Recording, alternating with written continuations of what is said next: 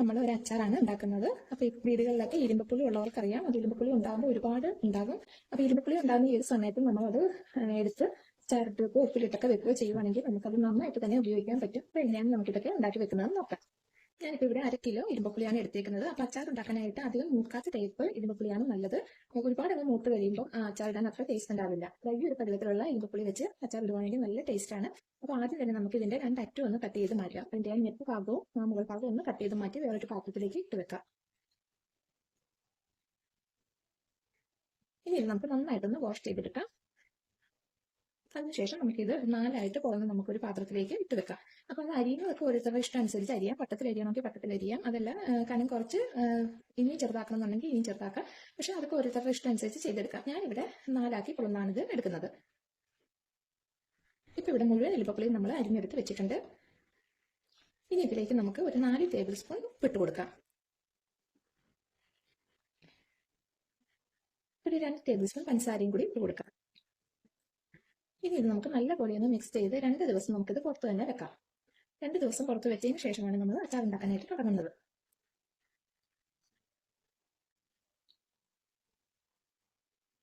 ഇവിടെ 2 ദിവസമായി നമ്മളിത് ഉപ്പൊക്കെ തളിച്ച് വെച്ചിട്ട് നല്ലപോലെ ആ ഇരുമ്പുളിയിലുള്ള വെള്ളമൊക്കെ ഇറങ്ങി അത് നന്നായിട്ട് ചുമന്ന് നമുക്ക് കിട്ടിയിട്ടുണ്ട്. അപ്പോൾ ഇനി നമുക്ക് അച്ചാർ ഇടാനായിട്ട് തുടങ്ങാം. അപ്പോൾ അതിന് വേണ്ടിയിട്ട് ഒരു പാത്രം വെച്ച് നമുക്ക് അതിലേക്ക് ഒരു 7 ടേബിൾ സ്പൂൺ നല്ലെണ്ണ ഒഴിച്ച് ചൂടാക്കിയെടുക്കാം. ഇപ്പൊ ഇവിടെ നല്ലെണ്ണ നന്നായിട്ട് ചൂടായിട്ടുണ്ട്. ഇനി ഇതിലേക്ക് നമുക്ക് അരിഞ്ഞു വെച്ചിരിക്കുന്ന വെളുത്തുള്ളി, ഇഞ്ചി, പച്ചമുളക് ഇട്ട് കൊടുക്കാം. ഞാനിവിടെ ഒരു വലിയ ചുള വെളുത്തുള്ളിയാണ് എടുത്തേക്കുന്നത്. പിന്നെ ഇഞ്ചി കുറച്ച് മതി. ഒരു ചെറിയ കഷ്ണം ഇഞ്ചി ചെറുതായിട്ട് അരിഞ്ഞെടുത്തേക്കുന്നതാണ്. പിന്നെ ഒരു 3 വലിയ പച്ചമുളക്. അപ്പോൾ ഇത് 3ഉം കൂടി നമുക്ക് എണ്ണയിലേക്ക് ഇട്ട് ഒന്ന് നന്നായിട്ട് മൂപ്പിച്ചെടുക്കാം. വെളുത്തുള്ളിയൊക്കെ ഒരുവിധം ഒന്ന് മൂത്ത് വന്നിട്ടുണ്ട്. ഈ സമയം നമുക്ക് അതിലേക്ക് ഒരു 2 തണ്ട് കറിവേപ്പിലയും കൂടി ഇട്ട് കൊടുക്കാം. കറിവേപ്പില ഇട്ട് കൊടുക്കുകയാണെങ്കിൽ അത് നന്നായിട്ട് മൂത്ത് വരുന്നവരെ നമ്മളത് മൂപ്പിച്ചെടുക്കണം. ഒട്ടും വെള്ളത്തിന്റെ അംശമൊന്നും ഉണ്ടാവരുത്.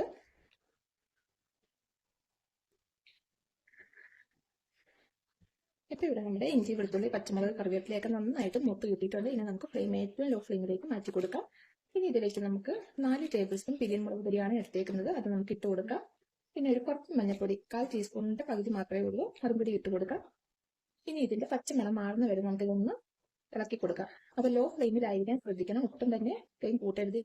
ഇനി ഇതിലേക്ക് നമുക്കൊരു 1/4 ടീസ്പൂൺ ഉലുവാപ്പൊടി ഇട്ട് കൊടുക്കാം. 1 ടീസ്പൂൺ കായപ്പൊടി ഇട്ട് കൊടുക്കാം. 1 ടേബിൾ സ്പൂൺ കടുക് പരിപ്പാണ്, അതും കൂടി ഇട്ട് കൊടുക്കാം. ഇതെല്ലാം നന്നായിട്ട് മിക്സ് ചെയ്തതിന് ശേഷം നമുക്കിതിലേക്ക് ഒരു 1/4 കപ്പ് വിനാഗിരി ചേർത്ത് കൊടുക്കാം. വിനാഗിരി ചേർത്ത് നന്നായിട്ടൊന്ന് ഇളക്കി കൊടുക്കുക. അതിനുശേഷം നമ്മൾ റെഡിയാക്കി വെച്ചിരിക്കുന്ന ഇരുമ്പുളി ഇതിലേക്ക് നമുക്ക് ചേർത്ത് കൊടുക്കാം. ഇരുമ്പുളി ചേർത്ത് നന്നായിട്ടൊന്ന് ഇളക്കി കൊടുക്കുക. ജസ്റ്റ് ഇതൊന്ന് തിളച്ച് തുടങ്ങുന്ന സമയമാകുമ്പോൾ നമുക്ക് ഫ്ലെയിം അങ്ങ് ഓഫ് ചെയ്യാം.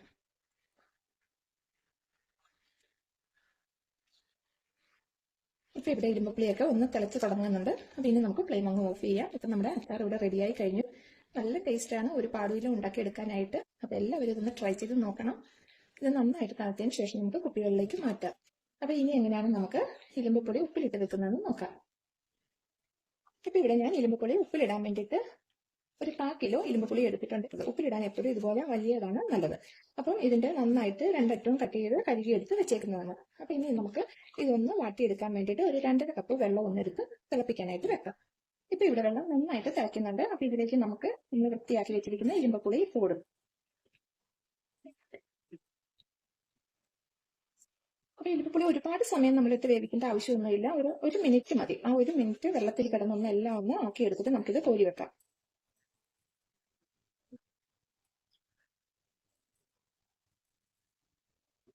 ഇപ്പൊ ഇവിടെ 1 മിനിറ്റ് ആയിട്ടുണ്ട്. നമുക്കിത് വെള്ളത്തിൽ നിന്ന് കോരി മാറ്റാം. കാരണം ഇത് കൂടുതൽ നമ്മൾ വേവിക്കരുത്. അങ്ങനെ വേവിച്ചാൽ പെട്ടെന്ന് തന്നെ നമ്മുടെ ഇരുമ്പുപുളി അങ്ങ് അലുത്ത് പോകും.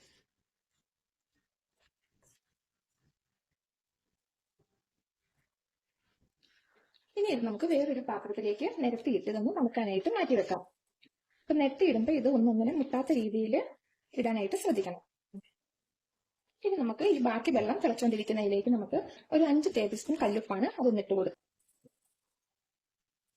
ആ കല്ലുപ്പ് അലിയുന്ന വരെ നമുക്കിതൊന്ന് ഇളക്കി നന്നായിട്ട് ഇതൊന്ന് തിളപ്പിച്ചെടുക്കണം. ഇപ്പൊ നമ്മുടെ കല്ലുപ്പെല്ലാം നന്നായിട്ട് അലിച്ചിട്ടുണ്ട്. ഈ സമയം നമുക്കിതിലേക്ക് ഒരു 3 ടേബിൾ സ്പൂൺ വിനീഗറാണ്, അതും കൂടി ഒഴിച്ചു കൊടുക്കാം. വിനീഗറും ചേർത്ത് നമ്മുടെ വെള്ളം നന്നായിട്ട് തിളച്ചിട്ടുണ്ട്. ഇനി നമുക്ക് ഫ്ലെയിം അങ്ങ് ഓഫ് ചെയ്ത് തണുക്കാനായിട്ട് മാറ്റി വെക്കാം. ഇപ്പൊ ഇവിടെ നമ്മുടെ ഇരുമ്പപ്പുളിയും വെള്ളവും നന്നായിട്ട് ചൂടാറി ഇരിപ്പുണ്ട്. അപ്പം വെള്ളത്തിന് ഒട്ടും ചൂടുണ്ടാവരുത് നമ്മളൊരു കുപ്പിയിലേക്ക് ഒഴിച്ചു വെക്കുമ്പോൾ. അപ്പൊ ഇനി നമുക്ക് ഇരുമ്പപ്പുളി നമുക്ക് എടുത്ത് വെച്ചിരിക്കുന്ന കുപ്പിയിലേക്ക് ഇട്ട് കൊടുക്കാം. അപ്പൊ കുപ്പി എപ്പോഴും നമ്മൾ അച്ചാറിടുന്നതും ഉപ്പിടുന്നതും ഒക്കെ കുപ്പി നമ്മൾ നല്ലപോലെ വെയിലത്ത് വെച്ച് ഉണക്കി എടുത്തതായിരിക്കണം. അങ്ങനെയുള്ളതിൽ ഇട്ട് വെച്ചാലേ ഉള്ളൂ ഇത് കേടാകാതെ നമുക്ക് ഇരുന്ന് കിട്ടുള്ളൂ. ഇനി ഇതിലേക്ക് നമുക്ക് ഈ വെള്ളം ഒഴിച്ചു കൊടുക്കാം. അപ്പൊ ഇരുമ്പപ്പുളിയുടെ മുകളിൽ നിലത്ത് നിൽക്കുന്ന രീതിയിൽ വേണം നമ്മൾ വെള്ളം ഒഴിച്ചു കൊടുക്കാനായിട്ട്. ഇനി ഇതിന്റെ മുകളിലേക്ക് നമുക്ക് കുറച്ച് നല്ലെണ്ണ ഒഴിച്ചു കൊടുക്കാം. ഞാനിവിടെ 1/2 ടേബിൾ സ്പൂൺ നല്ലെണ്ണയാണ് എടുത്തേക്കുന്നത്. അത് നമുക്ക് ഇതിന്റെ മുകളിലേക്ക് ഒഴിച്ചു കൊടുക്കാം. ഇനി ഇത് നമുക്ക് നന്നായിട്ട് എയർ ടൈറ്റ് ആയിട്ട് നമുക്ക് അടച്ച് വെച്ചാൽ മതി. അപ്പോൾ വളരെ ടേസ്റ്റ് ആയിട്ടുള്ള നമ്മുടെ ഇരുമ്പപ്പുളി അച്ചാറും ഇരുമ്പപ്പുളി ഉപ്പിലിട്ടത് ഇവിടെ റെഡിയായി കഴിഞ്ഞു. അപ്പം വീട്ടിൽ ഇരുമ്പപ്പുളിയൊക്കെ ഉള്ളവർ അത് വേസ്റ്റ് ആക്കി കളയാതെ ഇതുപോലെ ഒന്ന് ഇരുമ്പപ്പുളി റെഡിയാക്കി എടുത്ത് വെച്ച് നോക്കൂ.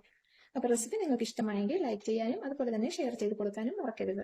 ഇൻഷാ അല്ലാഹ് നമുക്ക് പുതിയൊരു റെസിപ്പിയുമായി വീണ്ടും കാണാം.